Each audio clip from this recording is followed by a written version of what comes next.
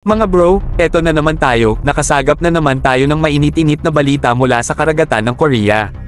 BRP Daegu Silang, FFG-07, ang second ship sa Miguel Malvar-class guided missile frigate ng Philippine Navy, ay naispatan habang umiikot-ikot sa tubig ng South Korea.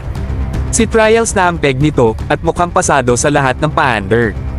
Habang pinapanood mo to mga bro, isipin mo na lang, isang makabagong frigate na may bit-bit na firepower, radar, at modernong sensors para bantayan ang ating maritime territory. Kung may multo sa dagat, abay ito ang Ghostbuster natin.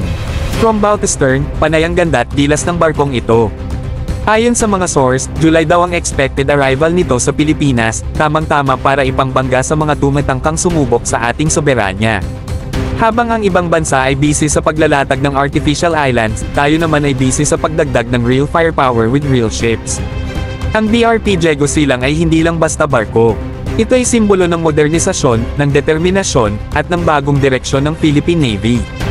Ika nga ng matatapang nating sailors, hindi na tayo yung basta-basta na lang tinatawanan sa high seas, ngayon, tayo na ang may tinitindigang lakas. At syempre, hindi natin makakalimutan si BRP Miguel Malvar, FFG-06, na nauna na sa service.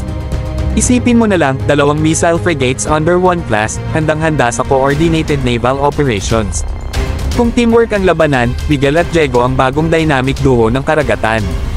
Habang lumalakas ang hangin ng pagbabago sa AFP, lumalalim din ang tiwala nating kayang-kaya nating ipaglaban ang ating karagatan. July na lang ang bibilangin, handa na ba kayong salubungin ang BRP Daegu Silang?